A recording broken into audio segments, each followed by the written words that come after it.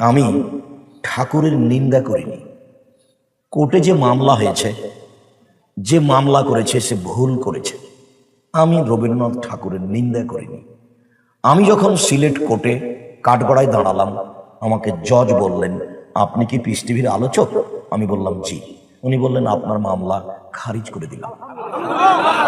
আমি যখন সিলেট সুনামগঞ্জ কোর্টে কাঠগড়ায় দাঁড়ালাম, তখন আমাকে জজ বললেন, মামলা ছাড়াই আপনার সাথে আমার কিছু কথা আছে।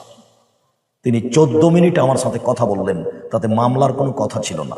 তাতে বুঝলাম যে আমার বক্তব্য তার মুখস্থ আছে।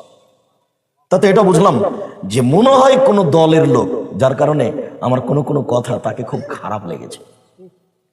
যেই কথাগুলিও ধরে রেখে সেগুলো আমাকে শোনাচ্ছেন এজলাসে বসে। তো 14 মিনিট কথা বললেন। আমি রবীন্দ্রনাথ ঠাকুরের নিন্দা করিনি। আমি বলেছি, রবীন্দ্রনাথ ঠাকুর যতবার বলেছে ওমা তোমার আকাশ তোমার বাতাস, ততবার বলেছে ও কালিমা তোমার আকাশ তোমার বাতাস। রবীন্দ্রনাথ ঠাকুর কে বাঙালি ছেলে চিনে না, জানে না। যারা জানে তারা ছেলে মেয়েদেরকে জানতে দেয় না। জাতি যখন বিপদে, ঠাকুর তখন বিলা দেয়।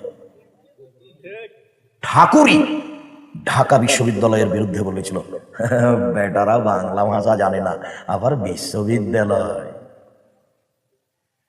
বঙ্গভঙ্গের বিরুদ্ধে ঠাকুর 25 লাইনের কবিতা লিখেছিল, যা কলিকাতা প্রেস ক্লাবে সর্বপ্রথমে পড়া হয়েছিল। তার 10 লাইন, প্রথম 10 লাইন বাঙালিরা বাছাই করেছে।